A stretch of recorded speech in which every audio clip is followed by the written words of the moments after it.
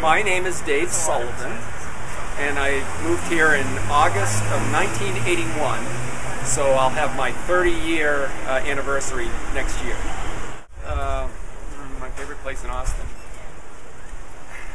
On the short list is where we are right here. The intersection of 6th and Lamar has Amy's Ice Cream, which is a great ice cream place, Waterloo Records, which is like the best record store in Austin, the largest independent bookstore in Texas at Book People across the street.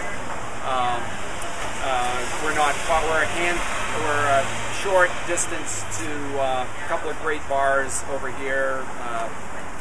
Momo's is a great bar that's down the street here, and the tiniest bar in Texas is over there. And so anyway, there's a lot of great things to say about right here.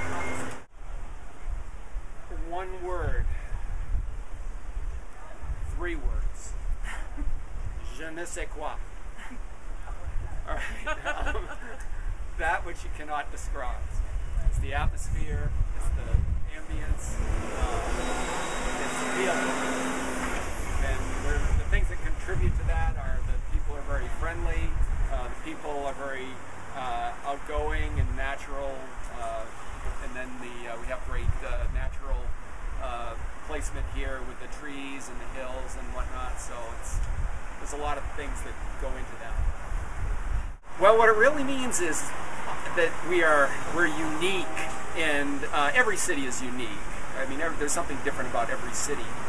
And you could say that Austin is more unique than everybody else, but then you get chastised by your English teacher for using an adjective with the word unique. But there's a specialness to Austin that many people would find quirky.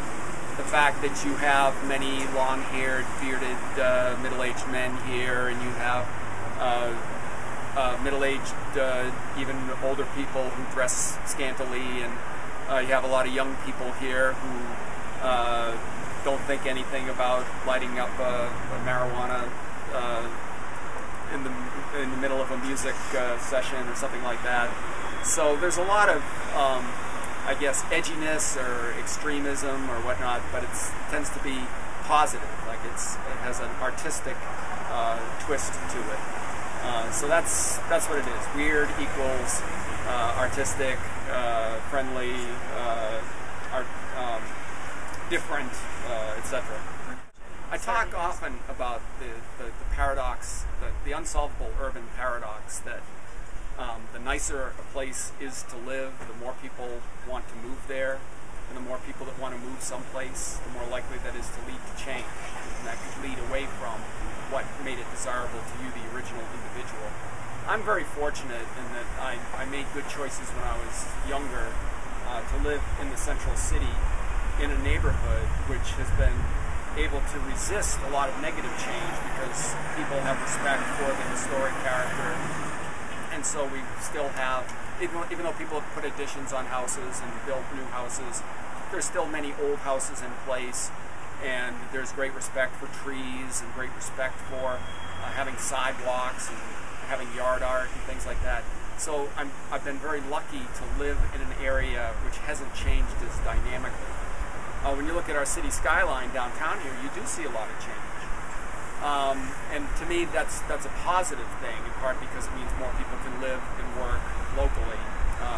You find in urban studies that the more dense an area is, and not just in terms of the number of people, but also the combination of land uses like retail and restaurants and apartments and condos and whatnot, that people drive less.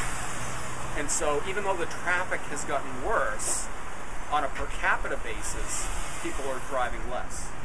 And as a result, I think that's very positive because people are getting more exercise by walking around and the chance to bump into people.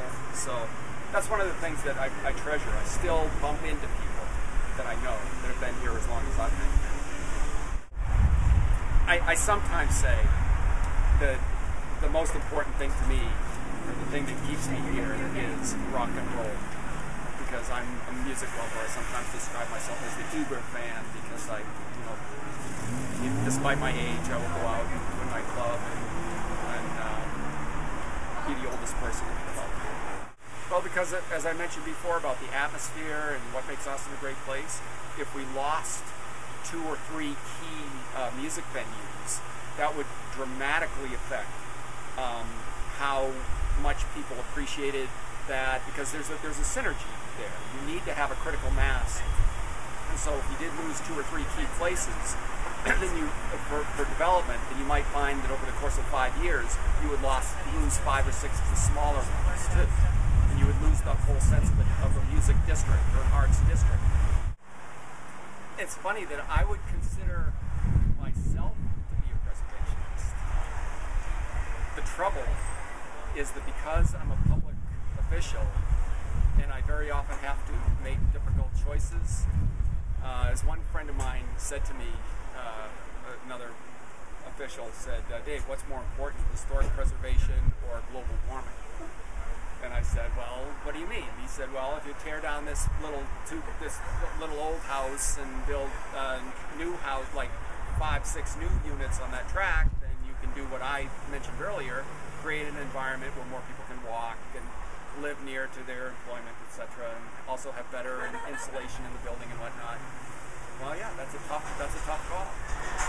But it's also the case, I could just throw this right back at him, that, and many people will say this, you'll probably hear this at the conference, that the greenest building is the one that's already there.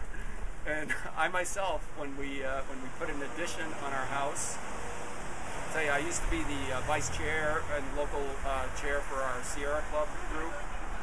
We put an addition on our house, and in a couple of months, created more trash than we had ever saved or ever will save through recycling.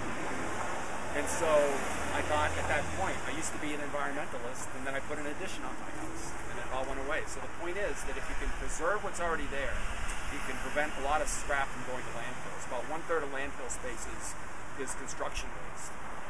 So I can see a lot of benefits to preventing, to environmental protection by preserving the existing houses that are there, and to preventing global warming by keeping down the manufacture of new materials that would have to go into a new structure. So, but then sometimes you do come to a case where you have to make a tough call. And, we've had a few of those.